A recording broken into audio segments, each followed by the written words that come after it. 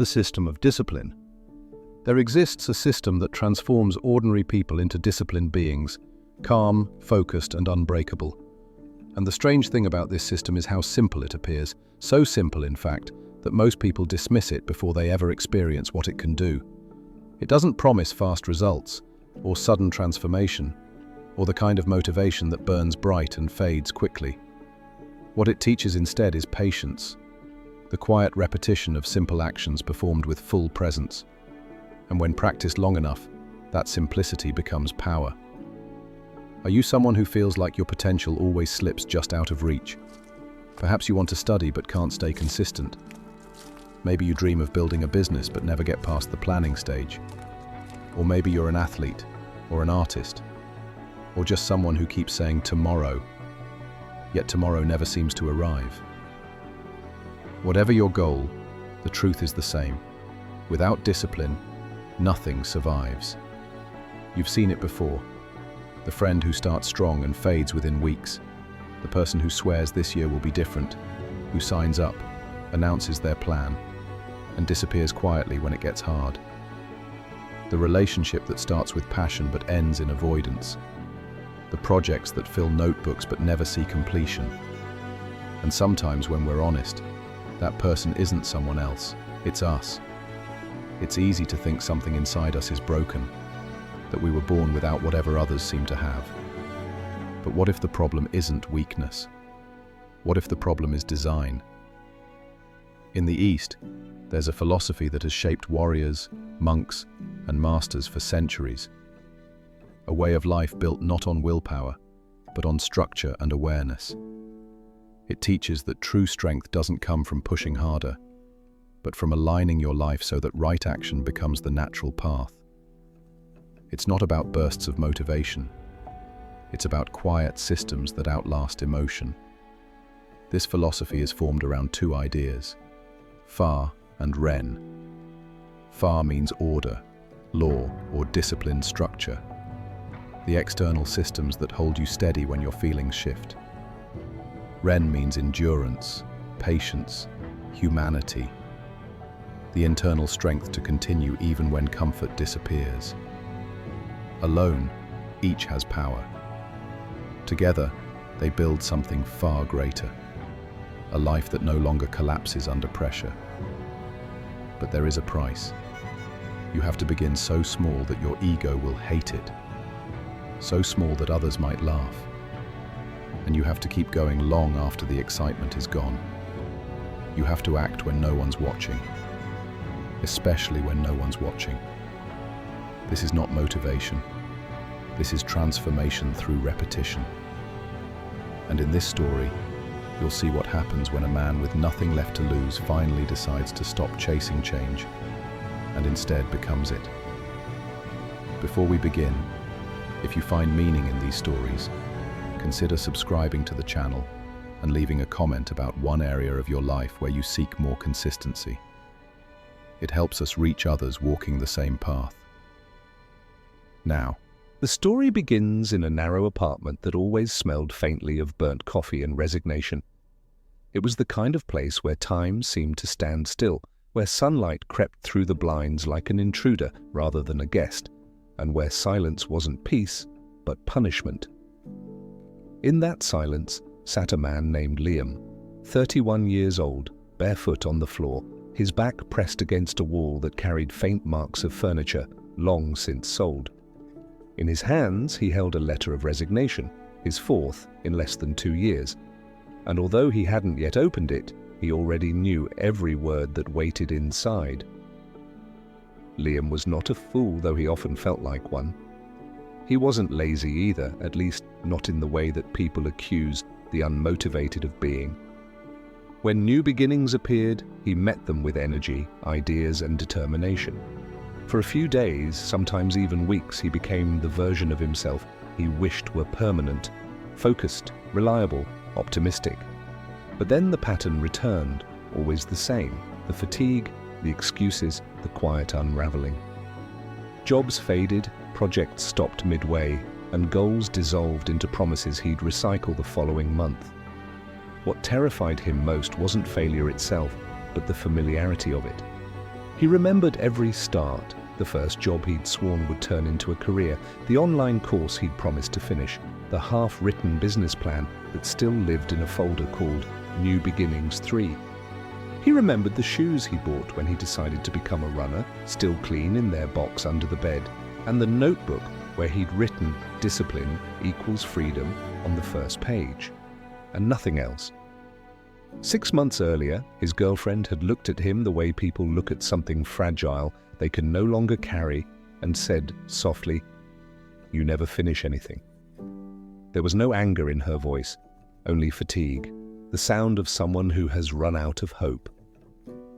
That night, she packed her things and he didn't stop her because deep down he agreed.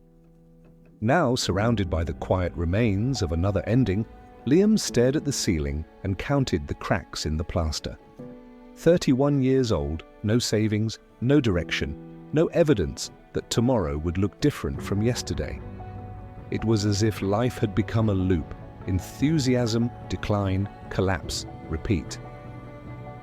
And in that moment of complete stillness, when there was nothing left to distract him, he faced the truth he had avoided for years, that the common denominator in every failure was himself. He didn't sleep that night. Instead, he opened his laptop and began searching for something. Not motivation, not inspiration, but understanding. He typed words like discipline, consistency, why can't I stay focused, each search leading to another article promising secrets he already knew and had already ignored. But sometime after midnight, buried between pages of noise, he found something different, an essay about the Shaolin monks of Henan, men who had dedicated their entire lives to training the body through the stillness of the mind. The writer described how these monks woke before dawn, meditated in silence, and repeated the same movements day after day, year after year, without complaint, without reward, without change. What fascinated Liam was the explanation that followed. The monks did not rely on willpower, they relied on design. Their environment removed every unnecessary decision. The path of right action was the only path available. When the bell rang, they trained. When the sun rose, they worked. When fatigue appeared, they continued. Their discipline wasn't a heroic effort, it was architecture. Liam read those paragraphs again and again until the words began to feel personal. He realized that his own life was built on endless negotiation. Every morning he woke into a battlefield of trivial choices. Should I get up or sleep a little longer? Should I work now or after lunch? Should I start this project or wait until Monday? Each small debate drained the strength that could have been used for action. He was losing not because he lacked power, but because he wasted it in argument with himself. Another passage spoke of a second principle, Ren, the ability to endure discomfort without letting it dictate behavior. The monks believed that pain, boredom, and resistance were not emergencies to be escaped, but teachers to be studied. They treated fatigue the way one might treat the wind during meditation, a thing to notice, not obey. The line that struck him most was simple: you can feel pain and still move forward. He thought about that for a long time, how every time life became uncomfortable, he withdrew, how he mistook discomfort for danger and challenge for impossibility, how he had built his entire existence around avoiding the very friction that could have shaped him. When dawn finally pushed a pale light through the blinds, Liam closed the laptop and made a decision. It wasn't dramatic. It didn't feel heroic. It was quiet, almost embarrassingly small, but real. He would stop chasing motivation. He would stop waiting for the perfect plan, the perfect morning, the perfect mood. He would rebuild his life using two principles: Fa, structure, and Ren, endurance. He started with something almost laughable in its simplicity. For years he had talked about starting a small consulting business, but had done nothing beyond imagining office logos and impossible budgets. This time, there would be no big plans.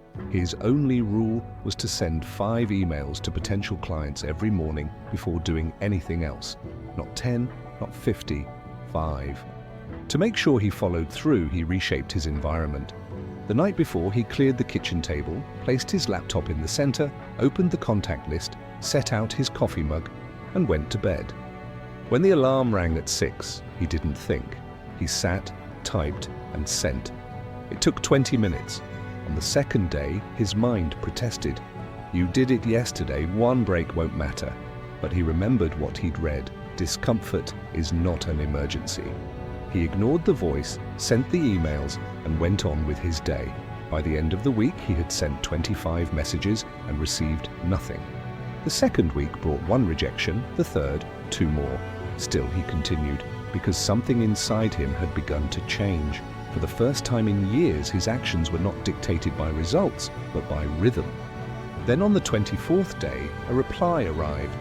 A small company needed a brief consultation. The payment was modest, but to Liam, it felt sacred. Proof that consistency, no matter how small, eventually bends reality. He completed the work, the client was satisfied, and soon after, another referral appeared. It wasn't the money that mattered, it was the evidence.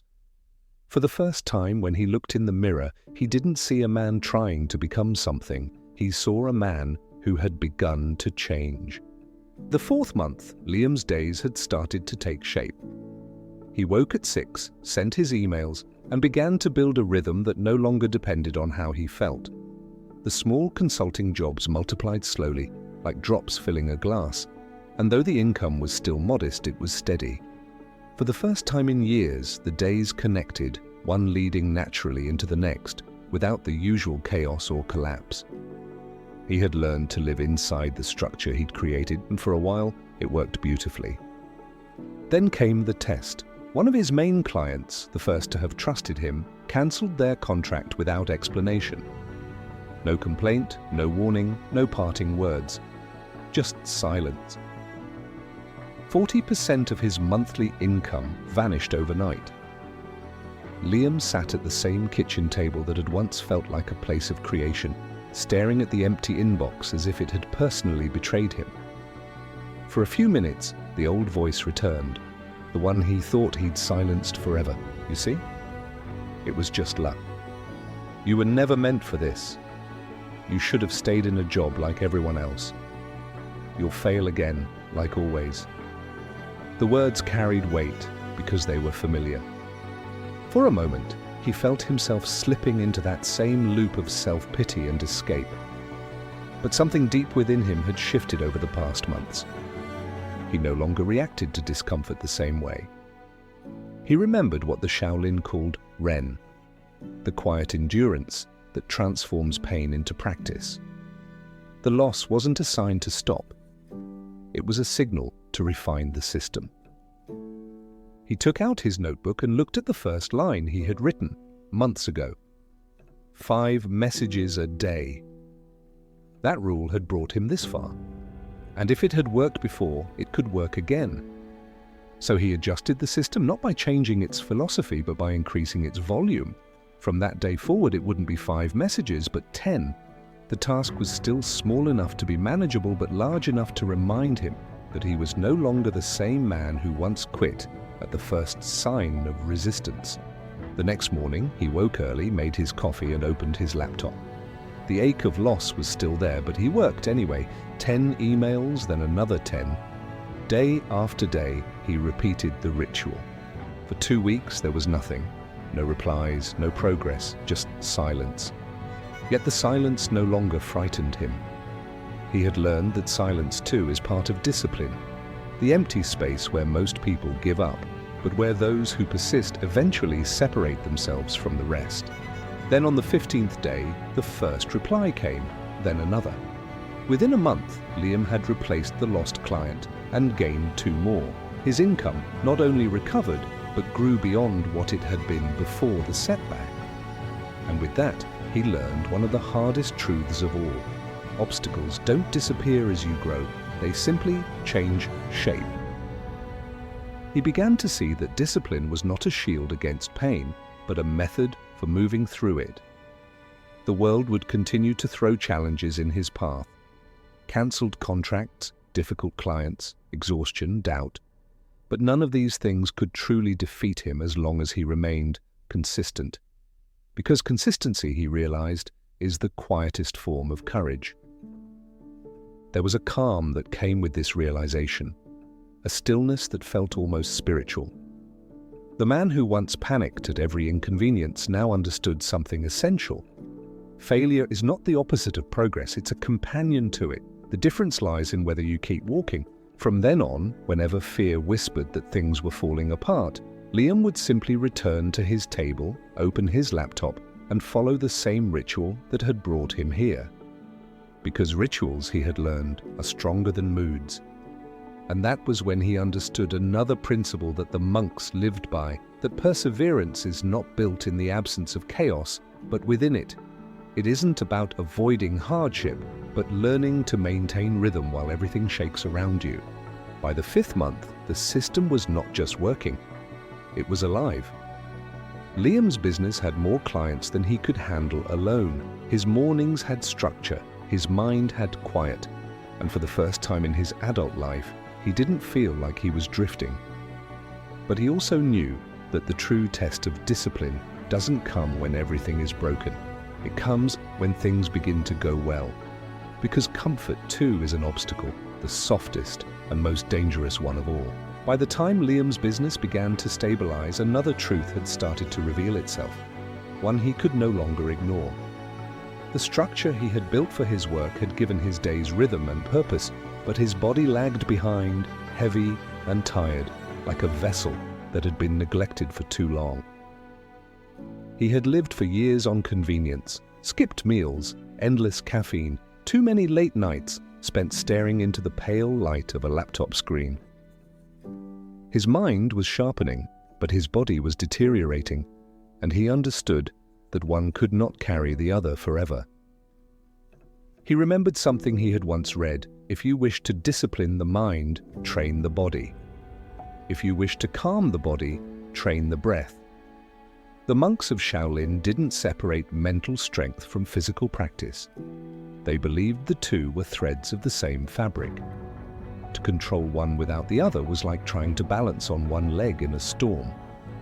Liam realized that while he had rebuilt his external structure, his physical self still obeyed the habits of his old life: inertia, indulgence, avoidance. So he decided to begin again, this time with his body. And just as before, he would start so small that failure would have no place to hide. His plan was almost comical in its simplicity. He would run, not far, not fast, not impressively. Just one lap around the block each morning. 400 meters, no more. He didn't tell anyone. There would be no declarations, no social media posts, no new gear, only quiet repetition. The first morning was brutal. His legs felt foreign, his breath shallow, his chest tight. By the time he reached the end of the street, his lungs burned, and his vision blurred slightly from the cold air. He walked the last few meters home, drenched in sweat, embarrassed by how weak he had become. But beneath that embarrassment, there was a flicker of something different. Not pride, not satisfaction, but honesty. The run had stripped away the illusion of who he thought he was. There was no pretending now. The body never lies. The second day, he woke sore, his calves stiff, his knees heavy. His mind whispered the same familiar lines. You've proved your point. Rest today, you can start again tomorrow. But he remembered the principle of Ren, endurance without complaint. Pain, he reminded himself, was not an emergency. It was simply communication. So he ran again. On the third day, rain. His favorite excuse. The sound of it tapping on the window had always been permission to skip, to delay, to wait for better weather. He almost gave in. Almost. Then he thought of the monks training barefoot in the snow, their heads shaved, their robes soaked through, moving in silence because the practice did not bend to the weather. If they could train in snow, he could run in rain. So he stepped outside, felt the cold drops hit his skin and began to move. The air smelled of earth and iron, and as the rain soaked through his clothes, something inside him loosened. When he returned home, drenched and breathless, he realized that he had done something quietly radical. He had kept his word to himself. Days turned into weeks. The run that once left him gasping now became familiar, almost meditative. He stopped checking the time or distance. He focused on the rhythm of his breath, the sound of his feet against the pavement, the feeling of wind brushing against his face. For the first time, exercise wasn't punishment or vanity. It was presence. It was proof that consistency could turn even discomfort into peace. After a month, he extended the distance to 800 meters. A small change, but enough to remind him that growth is not measured by leaps, but by increments. 2 months later, he was running 2 kilometers. By the 6th month, 5. People began to notice. Neighbors who once saw him through the window late at night now saw him at dawn, moving steadily, quietly, without music, without distraction. Some asked if he was training for a race. He smiled and said no. The truth was simpler. He wasn't running for a medal. He was running to stay whole. One evening, while stretching after a run, Liam came across a study that confirmed what he had already begun to feel, that the greatest predictor of long-term fitness wasn't intensity, but frequency. Those who trained lightly but consistently in the first 90 days were 6 times more likely to still be training a year later than those who began with fire and fury. It was proof of a law he had already tested in his work. Small, sustained effort always outlasts explosive beginnings. The runs began to affect other parts of his life. His sleep improved, his focus deepened, his irritability faded. Even the small frustrations, the unpaid invoices, the slow clients, the everyday noise of life, lost their power to shake him. He began to sense what the monks meant when they spoke of stilling the dragon within.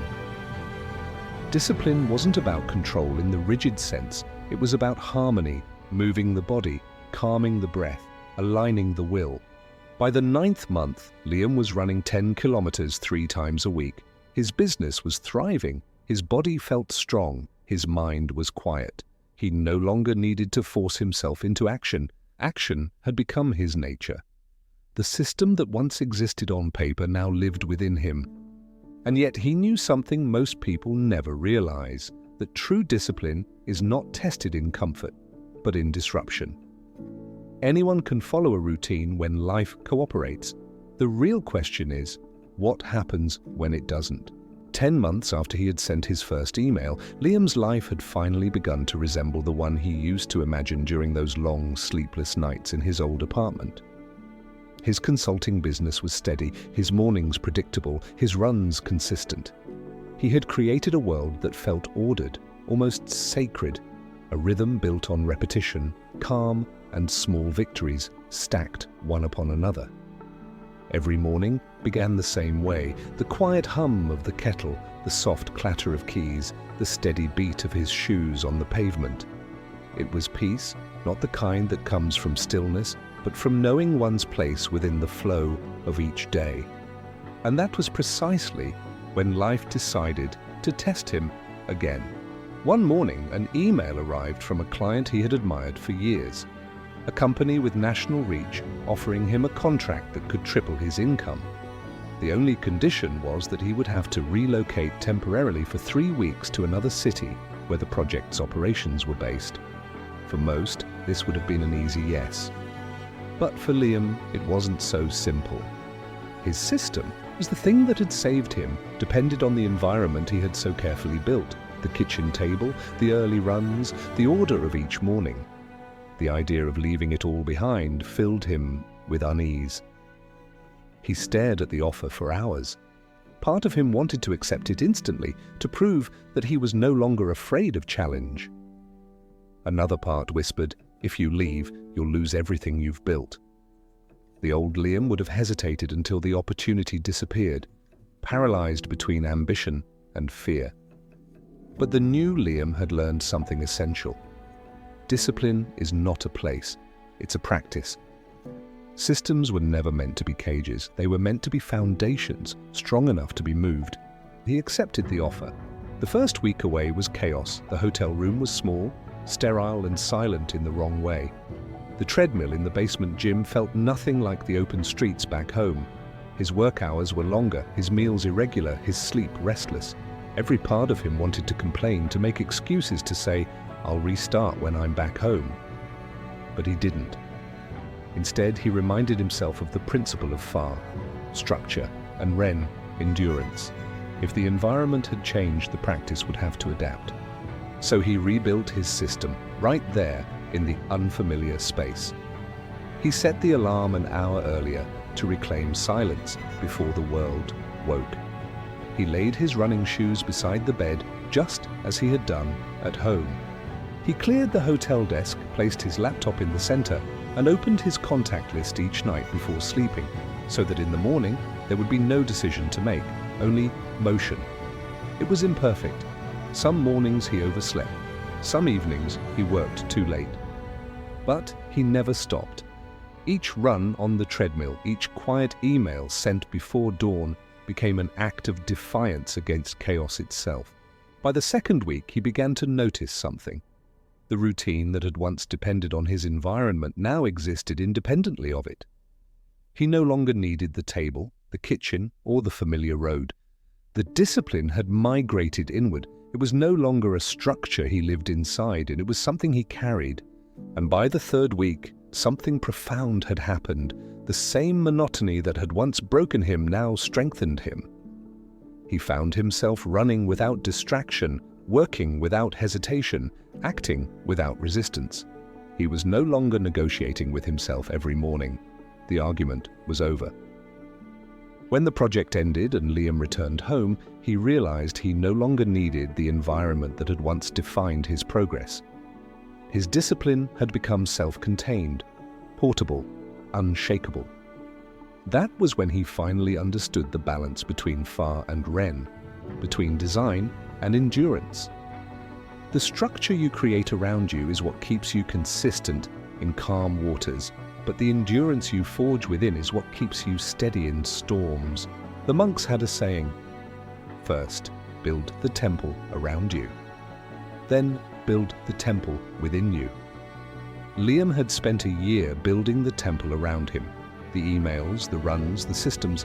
But during those 3 weeks away, stripped of his rituals, he discovered that the temple within him was now strong enough to stand on its own.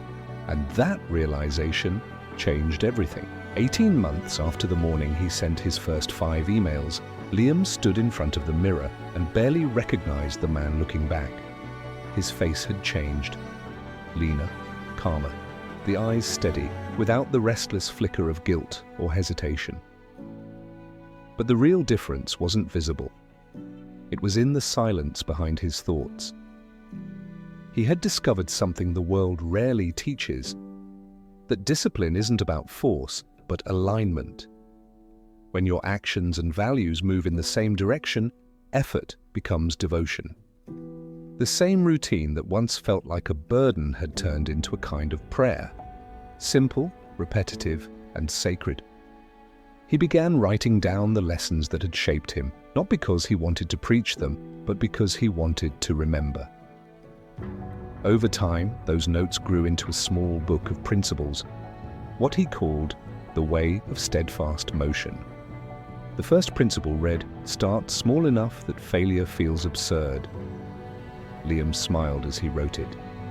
He had learned that people fail not because their dreams are too big, but because their first steps are. Everyone wants to run marathons, build businesses, change their lives overnight. But no one wants to walk a single lap, send a single email, hold a single breath. He had discovered that shamefully small beginnings are the only kind that last because they ask nothing from motivation and everything from consistency. The second principle, consistency is greater than intensity. He had seen it in every domain, in his clients, his runs, his own reflection.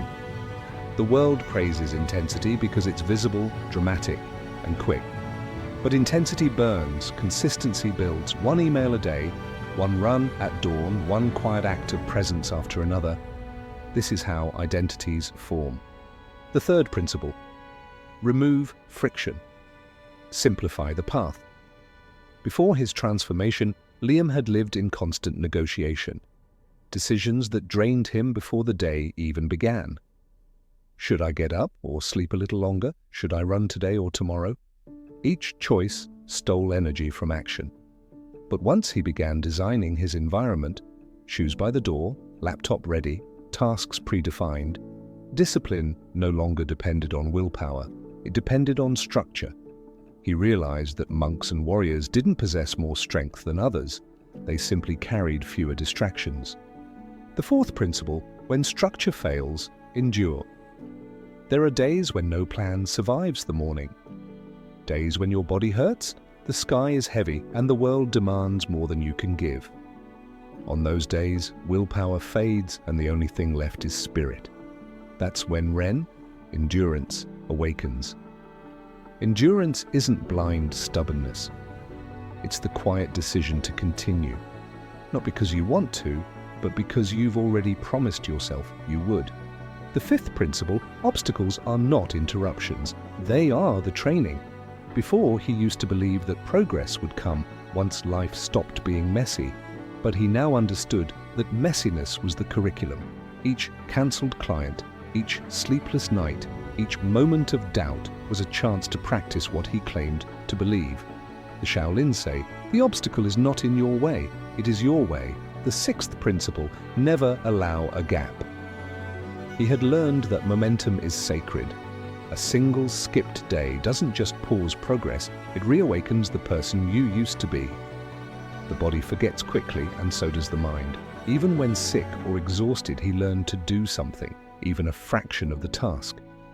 3 emails instead of 10, a short walk instead of a run. The flame must never go out, even if it flickers. The seventh principle: you are not building habits, you are building identity. At first, Liam had thought he was just trying to become more consistent. But over time, he realized he was becoming someone else entirely. He no longer had to force himself to act. He simply did what that kind of person would do. The same way monks bow before entering a hall, not because they're told to, but because reverence is now part of who they are. Actions, repeated long enough, turn into character. And finally, the eighth principle: the goal is not perfection. The goal is permanence. Liam had spent most of his life chasing high points, motivation, excitement, breakthroughs, only to crash each time. Now he valued something different: stability, a way of living that could survive both success and failure without collapsing. He had learned that perfection is brittle, permanence is unbreakable. He paused for a moment, looking at the notes spread before him. Every lesson on the page could be traced back to a single idea: presence. Being here, in the act, without waiting for the right moment, the right feeling, or the right conditions. Presence, he realized, was the root of all discipline, because when you are fully here, in the step, in the breath, in the small act, you stop bargaining with yourself. Time slows, the mind quiets. What was once effort becomes being. He closed the notebook and smiled. There was no final destination to reach, no grand conclusion, only this: the daily choice to remain steady. By the 3rd year, Liam's life had become quiet in a way that few people ever experience. There was no rush, no chaos, no anxious search for the next breakthrough. He worked, he trained, he rested. And each of these things felt complete on its own. The same rhythm that had once saved him was now so ingrained that he barely thought about it. It was simply who he was. But true discipline, he would learn, doesn't end with personal mastery. It expands outward. It began unintentionally. One evening at a small cafe near his office, a younger man recognized him from a workshop he had once given on project design. He approached hesitantly and said, "You probably don't remember me, but I think I'm where you were a few years ago. I start things and never finish them. I can't keep anything going." Liam did remember that feeling, the hollow shame of broken promises, the exhaustion of one's own inconsistency. Instead of giving advice, he asked the young man one question. What's the smallest thing you could do every day without fail, even if you were tired, busy, or unmotivated? The man hesitated, then said, Maybe write 1 paragraph a day? Liam nodded. Good. Then do that. Not 5, not a page, 1 paragraph every day for 90 days. Don't tell anyone. Don't miss a single day. The man looked skeptical, almost insulted by how small the task sounded, but he agreed. 90 days later, he returned. His voice was different, grounded. I finished my first short story, he said, and I'm already writing another. That was the moment Liam understood that the system wasn't just a method of personal order. It was a form of dignity. Over the next year, more people began to seek him out. Not because he was famous, but because word spread that he had a way of simplifying chaos. Some were students, others burned-out professionals. A few just lost. Liam didn't promise transformation. He offered them the same challenge. Start with something so small it feels almost foolish. A single act repeated without gaps for 90 days. The results were rarely spectacular, but always profound. A nurse who started walking for 10 minutes every morning lost weight, yes. But more importantly, she stopped doubting her own word. A mechanic who read 5 pages a day for half a year didn't just become better informed, he rediscovered curiosity. A woman who meditated for 3 minutes each morning began to make decisions without fear. Each of them had rebuilt a quiet form of self-respect. Liam often thought back to his old apartment, the one with the cracked tiles, the unpaid bills, and the man on the floor who had no faith in himself. That version of him had died, not in a single moment, but in thousands of tiny deaths. One for every morning he ran when he didn't want to, for every email he sent despite doubt, for every time he chose presence over comfort. Each small act was a funeral for his old self, and a quiet birth of something unbreakable. One evening, as he walked home through the narrow streets, the air cool and still, Liam realized that the greatest gift discipline had given him was not success or comfort. It was peace. The kind of peace that comes from knowing you can rely on yourself. He paused under a streetlight, watching the rain begin to fall, soft and steady. And he smiled, remembering all the mornings when rain had once been his excuse to stop. Now, it was simply part of the practice. Before turning the key in his door, he whispered the words he had written in the first page of his notebook, the line that had guided everything since the beginning. Discipline is not punishment. It is remembering who you said you would become. He stepped inside, hung his coat, and prepared for another day. Not a special one, just another small, ordinary, sacred day. If you've stayed until this point, it already says something about you. Most people click away long before the lesson begins, chasing the next burst of stimulation. But you didn't. You stayed. And that's where change begins. Not in grand moments, but in quiet attention. Remember this. Discipline isn't about control. It's about alignment. It's the daily act of choosing the path you've already promised yourself to walk. Whether your mountain is a business, a body, or simply a better life, the way forward will never be dramatic. It will be slow, repetitive, demanding, but it will also be sacred. Because in every small act done with presence, each early morning, each uncomfortable decision, each day you refuse to break, you are shaping something the world cannot give and cannot take away. So start small, stay present, be unbreakable. This is presence and discipline. Walk the path, and I'll see you in the next one.